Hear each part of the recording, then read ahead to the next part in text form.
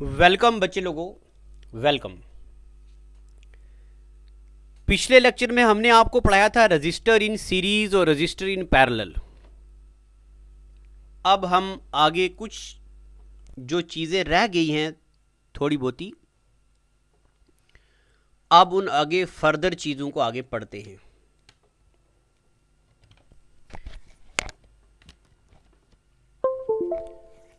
अगर आपने वो पहले वाला लेक्चर अच्छे से पढ़ दिया है तो आप में क्या क्या अब आपको आना चाहिए। देखो, हमने अभी तक आपको पढ़ाया है रजिस्टर क्या होते हैं। रजिस्टर डिवाइस होती है और रेजिस्टेंस उसकी प्रॉपर्टी होती है। ठीक है, देखो रजिस्टर क्या होता है। मान लो ये कोई कंडक्टर है और इस कंडक्टर को हमने दे दिया पोटेंशियल डिफरेंस। इलेक्ट्रॉन यहां से जा रहे, होल्स यहां से आ रही।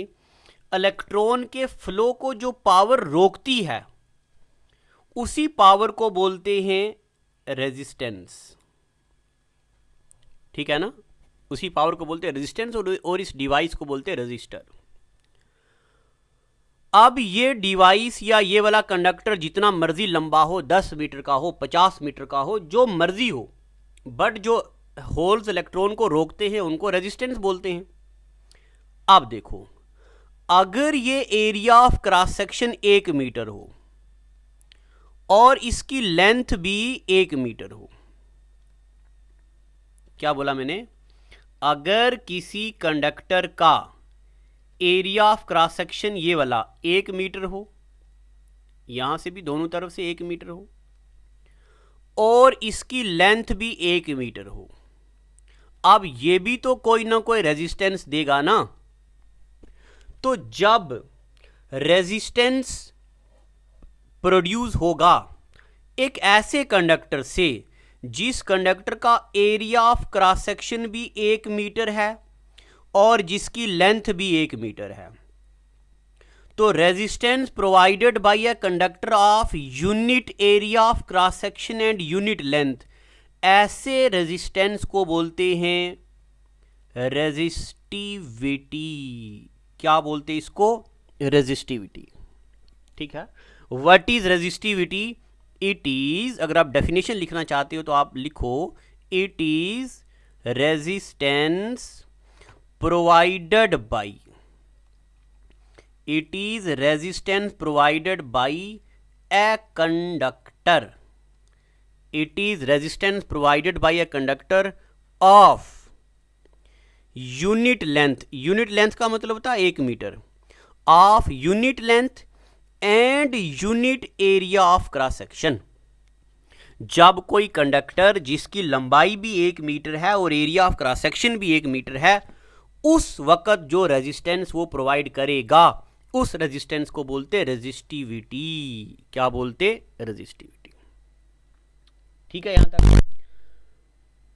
अब नेक्स्ट बात एक सुनिए, जिस तरह रेजिस्टेंस होता है या जिस तरह कंडक्टेंस होता है, उसी ना जिस तरह रेजिस्टेंस होता है या रजिस्टर होता है, मैं यहां लिखता हूं रेजिस्टेंस। रेजिस्टेंस का मतलब होता है रोकना। रेजिस्टेंस का अपोजिट होता है कंडक्टेंस। रेजिस्टेंस का अपोजिट क्या होता है? कंडक्टेंस। रेजिस्टेंस कौन प्रोवाइड करता है? रेजिस्टर। कंडक्टेंस कौन करता है? कंडक्टर।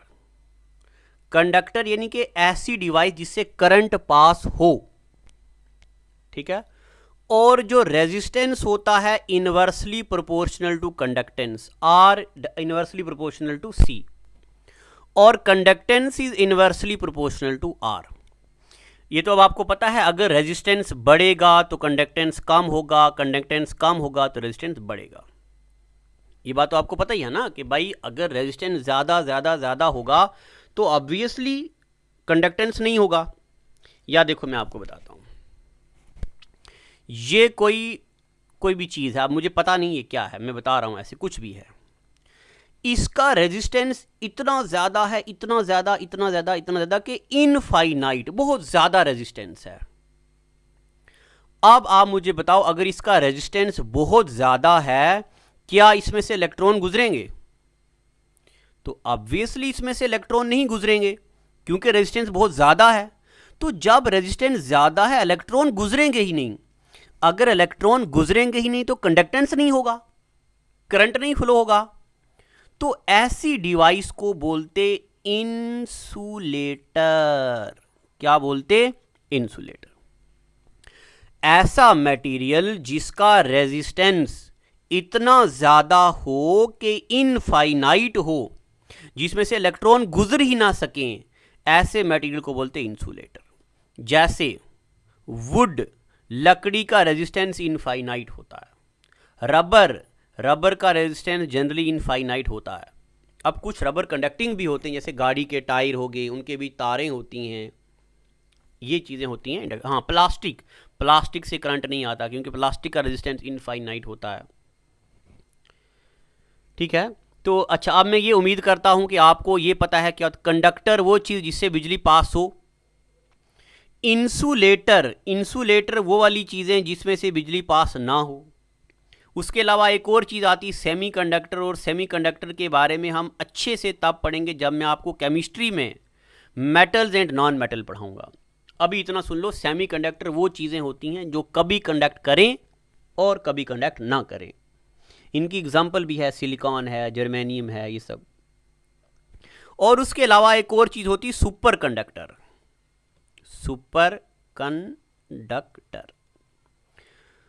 अब सुपर कंडक्टर क्या होता है?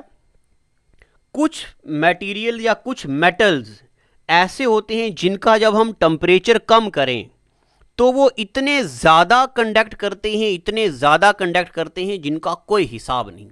यानी कि if temperature is decreased then इनकी कंडक्टिविटी इनफाइनाइट बन जाती है। इनफाइनाइट यहाँ से मुराद है कंडक्टिविटी बहुत ज़्यादा हो जाती है।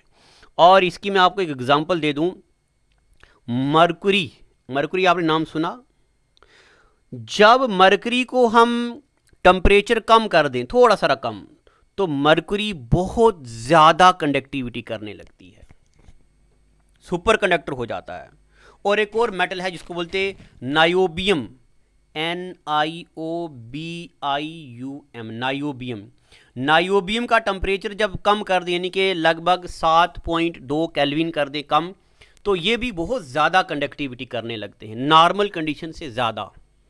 तो सुपर कंडक्टर के बारे में अगर कभी कभार पेपर में आएगा, ज़्यादा आया नहीं है कभी, तो ज़रा बताओ ऐसी डिवाइसेस जिनका टेम्परेचर कम करने पे बहुत ज़्यादा कंडक्ट करें, वो क्या बोलते? Super conductor.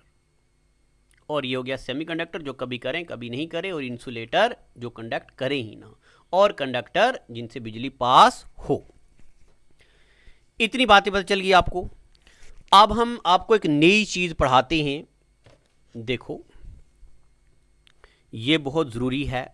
What is what? ना, वाट नहीं, वाट मैंने जल्दी बोल दिया। What is power? अब मैं यहां पे इलेक्ट्रिक पावर की बात कर रहा हूं।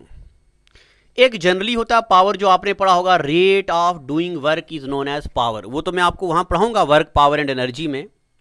मैं यहां पे इलेक्ट्रिक पावर पढ़ा रहा हूं। अब पहले सुनिए इसका लेमैन आइडिया क्या होता है। लेमैन का मतलब होता है, अच्छा मैं आपको एक जोक भी सुना दूं। मेरा एक दोस्त था, वो जम्मू कोचिंग लेने के लिए आया, और जब वो कोचिंग लेने के लिए आया तो टीचर उसको बोल रहे थे, अब ज़रा लेमैन का आइडिया सुनो, लेमैन का आइडिया सुनो। लेमैन का मतलब होता है नॉर्मल इंसान, लेमैन यानी कि जिसने कभी कुछ नहीं पढ़ा हो, ये इसका मतलब होता है, आपको तो पता ही होगा। तो उसने जब टीचर से पढ़ा तो टीचर क्लास में बोलता था, अब लेमैन का आइडिया सुनो, लेमैन का आइडिया सुनो। तो मेरे दोस्त ने मुझे बताया, यार एक दिन वो मेरे पास पढ़ने लगा, तो मैंने भी बोला, मैं यार अब मैं आपको लेमैन लैंग्वेज में पढ़ाता हूँ। तो मुझे बोलता है, यार आशिक मुझे ये बता, ये लेमैन कौन इतना बड़ा धुरंधर आ गया? जब हमारा मास्टर पढ़ाता था वो भी लेमैन करता था, आप भी लेमैन करते हो, ये कौन इतना बड़ा इंटेलिजेंट बंदा आ गया लेमैन? कहाँ का था वो? और मैंने बोला, यार लेमैन बंदा नहीं होता है, लेमैन का मतलब होता है आम इंसान की लैंग्वेज में, आम इंसान की भाषा में, ये लेमैन का मतलब होता है। चलो अब लेमैन का आइडिया सुनो। आपने सुना होगा कि हमने ये कोई इलेक्ट्रिक कैटल ली, ठीक है, इलेक्ट्रिक कैटल है हमारे पास। ये इलेक्ट्रिक कैटल 1000 वाट पे काम करती है, या 1000 वाट की कैटल है ये। या आपने कभी सुना होगा ये 2000 वाट का बिजली का हीटर है। या आपने सुना होगा ये 250 वाट का फ्रिज है। इसका मतलब क्या होता है? इसका मतलब क्या होता है? देखो, ये एक तार है, इस तार पे हमने बल्ब लगा दिया। अगर आपके घर में कहीं वो पुराने बल्ब हों जिनकी लाइट थोड़ी येलो आती थी, तो 100 वाट लिखा होता था, उसके नीचे गोल सा ऐसे लिखा होता 100 वाट। इसका मतलब पता क्या होता है? जब हमने इस बल्ब को बिजली में लगा दिया तो ये बल्ब क्या करेगा? 1 सेकंड में या 1 यूनिट टाइम में कितनी बिजली खाएगा। इस बल्ब ने मान लो इतनी बिजली खाई, इतनी बिजली खाई, इतनी बिजली खाई, कितनी बिजली यूज कर रहा है। तो कोई भी इलेक्ट्रिकल डिवाइस कितनी बिजली खा रही है उसको बोलते हैं पावर। या मैं आपको एग्जांपल देता हूं, आजकल हम वो पीले वाले बल्ब क्यों नहीं लगाते? क्योंकि वो ज्यादा वाट के होते थे, और आजकल मीटर आ जाता है। इसको रिप्लेस कर दिया वो CFL लाइट ने, तो वो 10 वाट की होती है। आप देखो ना, 100 वाट बिजली खाएगा बल्ब और 10 वाट बिजली खाएगी ये ट्यूबलाइट। कम कौन खाएगा? ये। तो जो कम खाएगी उसी का मीटर कम आएगा ना, बिजली का मीटर जो आएगा वो कम आएगा, ठीक है ना।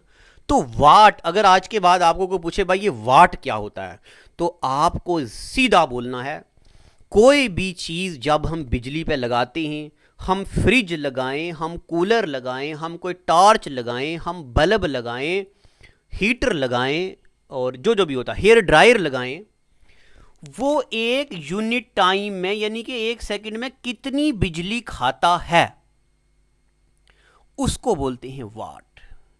क्या बोलते हैं? वाट। अब तो ये मैंने बताया। अब इसकी डेफिनेशन क्या होगी? What is electric power? What is electric power?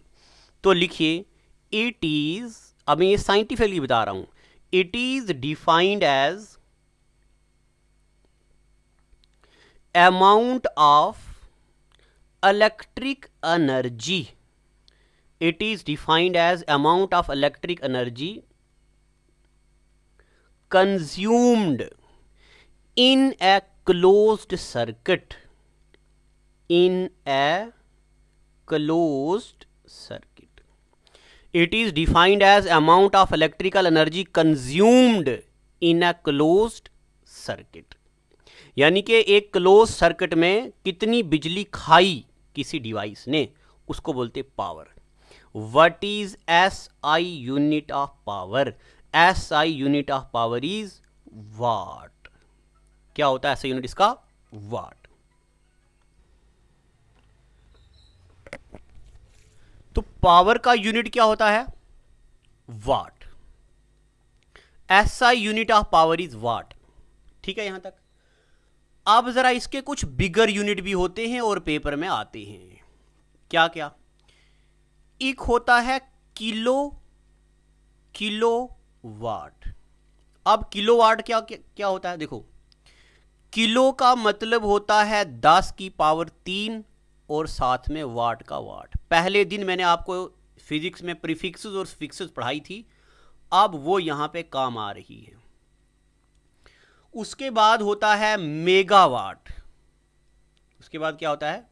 Megawatt. और हमने पढ़ा था मेगा का मतलब होता है 10 की पावर 6 वाट।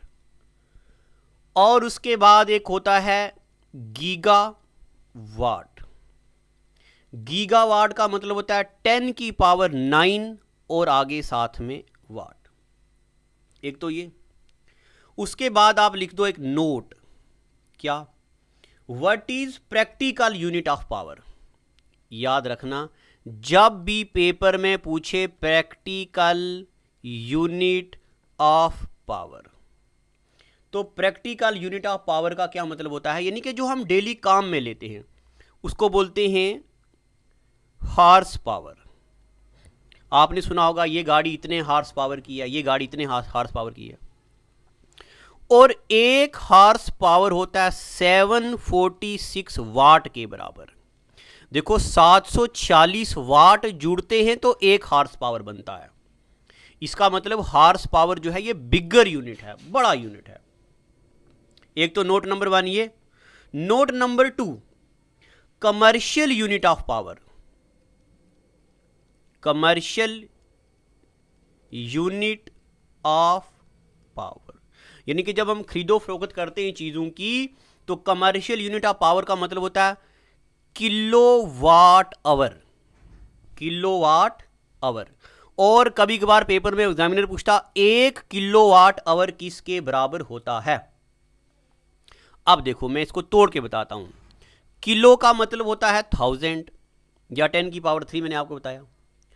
अब वाट पर आवर का मतलब होता है कि कितने वाट 1 घंटे में खर्च होते हैं। तो अब हम नट शेल डायरेक्ट में आपको बता देता हूं, वाट पर आवर यानी कि ये पूरा मतलब होता है, यहां पे लिख देता हूं 1 किलोवाट आवर है। ये किसके बराबर होता है? ये होता 3.6 इंटू 10 की पावर 6। 3.6 इंटू 10 की पावर 6 WS पढ़ते इसको, वाट टोटल सेकेंड्स। ठीक है ना, ये इसको पढ़ते 3.6 इंटू 10 की पावर 6। ठीक है, यहां तक आपको बात पता चल गई है। 3.6 इंटू 10 की पावर 6। अब जरा मैं एक बात और आपको बताऊं, ये वाट पर सेकंड है। 10 की पावर 6 को क्या बोलते हैं? देखो 10 की पावर 6 को क्या बोलते हैं? इसको बोलते हैं मेगा। तो 1 किलो वाट आवर का एक और नाम भी होता है 3.6 इंटू 10 की पावर 6 को बोलते हैं, 10 की पावर 6 को बोलते हैं मेगा। इसको मेगा जोल भी पढ़ते हैं। ठीक है ना, 3.6 इंटू 10 की पावर 6 जोल या 3.6 मेगा जोल भी इसको पढ़ते हैं, क्योंकि मेगा का मतलब भी होता है 10 की पावर 6।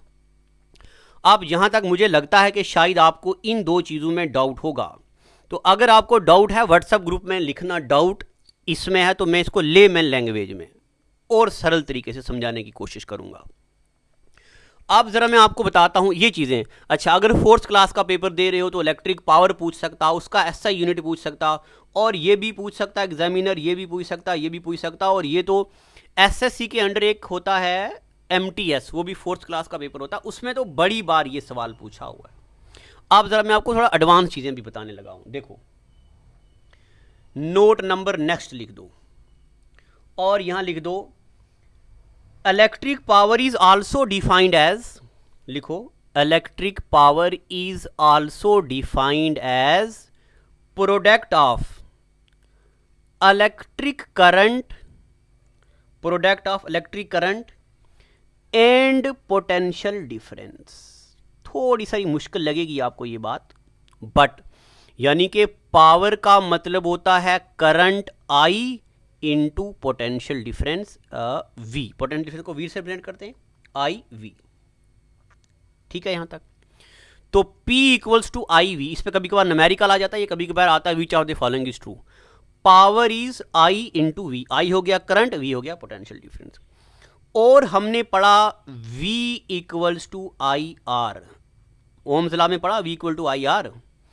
तो P का एक और फार्मूला, एक फार्मूला तो ये हो गया P इक्वल टू IV, एक और फार्मूला हो गया R। P equal to P यानी कि पावर इक्वल टू I का तो I करंट इंटू V का क्या फार्मूला है IR, I इंटू IR। तो I इंटू I क्या होगा I स्क्वायर R। तो पावर का एक फार्मूला ये भी हो गया P equal to I square R। ठीक है यहां तक। अब ओम्स लॉ में हमने ये भी पढ़ा था, देखो V इक्वल टू IR या IR इक्वल टू V, तो I किसके बराबर होगा? V divided by R। Ohm's law में पढ़ा ना, current equal to potential difference divided by resistance. तो P का एक तीसरा फार्मूला होता है, I की जगह में हम लिखेंगे V डिवाइडेड बाई R, और ऊपर स्क्वायर तो है ही है ना उसका, I square into R। P equal to V का स्क्वायर हो गया डिवाइडेड बाई आर का स्क्वायर मतलब आर इंटू आर, और ये ऊपर वाला आर, ये आर और ये आर खत्म, और तो P का फाइनल एक और फार्मूला होता है V square divided by R. ये तीनों फार्मूले आपको याद रखने हैं, एक ये वाला, दूसरा ये वाला, और तीसरा ये वाला। ये कभी कभार सिर्फ CGL NDA CDS में आते हैं। अगर आपने ये पेपर नहीं देने कभी हाई लेवल के तो उसको आप स्किप भी कर सकते हो। तो पावर की एक दूसरी डायमेंशन मैंने बताई, इलेक्ट्रिकल पावर का मतलब होता है current into potential difference. P equal to current into potential difference, और पोटेंशियल डिफरेंस का फार्मूला होता है IR, ये IR डाला और ये फार्मूला निकाला, और V होता है I होता है V divided by R, V by R का स्क्वायर, और ये फार्मूला निकाला। यहां तक होगी बातें। अब मेरे प्यारे बच्चों, हमने रेजिस्टेंस पढ़ा और रेजिस्टिविटी पढ़ी और स्पेसिफिक रेजिस्टेंस पढ़ा। स्पेसिफिक रेजिस्टेंस और रेजिस्टिविटी एक ही चीज़ होती है। अच्छा, मैं फिर से बता देता हूँ। अभी मैंने आपको पढ़ाया रेजिस्टिविटी। रेजिस्टिविटी का मतलब होता है resistance of unit length and unit area of cross section, resistivity. इसको स्पेसिफिक रेजिस्टेंस भी बोलते हैं। इसी तरह की डेफिनेशन एक कंडक्टेंस की भी होती है या कंडक्टिविटी की भी होती है। What is conductivity? It is conductivity of unit length and unit area of cross section. ठीक है, ये कुछ चीजें थी जो करंट इलेक्ट्रिसिटी से हमने पढ़ी। तो अब इसमें हम रखते हैं इतना ही। अब हम कुछ नया टॉपिक स्टार्ट करेंगे, देखते हैं अब वो क्या करना है। वर्क, पावर एंड एनर्जी करें या जो आपकी, देखते क्या डिमांड है। अब आप क्या करो, इन चीज़ों को ज़रा रिकॉल करो, रिमाइंड करो, और किसी भी किताब से साइंस पढ़ने की कोशिश करो। अब वहाँ से आपको नई नई चीज़ें मिलेंगी। एक बात आप मेरी सुनिए, आज मैं बीइंग अ टीचर आपको ये बात कह रहा हूँ। अगर कोई टीचर ये कहे कि मैंने अपने बच्चों को सब कुछ पढ़ा दिया, वो झूठ बोल रहा है और बच्चों को धोखे में रख रहा है। ऐसा पॉसिबल नहीं है। अगर आप किसी और टीचर के पास पढ़ेंगे तो वो आपको कुछ और भी पढ़ाएगा। हो सकता है कोई ऐसी चीज़ पढ़ाए जो मैंने ना पढ़ाई हो, या हो सकता है ऐसी चीज़ पढ़ाए जो मुझे पता भी ना हो। तो there is always hope for learning new things. अब मैं आपको ये तो नहीं बोलूँगा कि आप दोबारा कहीं पढ़ो, कोचिंग लो, तो ना आपको कोचिंग लेने की गुंजाइश है और ना ज़रूरत है। जो भी डाउट है आप मुझे पूछिए और अपनी किताब खोलिए, कोई भी किताब ओपन करो, उसमें करंट इलेक्ट्रिसिटी चैप्टर ओपन करो, देखो आप नई चीज़ क्या क्या पढ़ रहे हो। आप कहीं पढ़ोगे EMF, EMF का मतलब होता है इलेक्ट्रोमोटिव फोर्स। आप कहीं और नई चीज़ें पढ़ेंगे तो वो मेरे से डिस्कस करो, चीज़ें डिस्कस करो, पूछो, लर्न करो, प्रीवियस ईयर क्वेश्चन पे ज़रा ध्यान दो, वो हम आपको देंगे। आज के लिए इतना ही। Thank you and God bless you.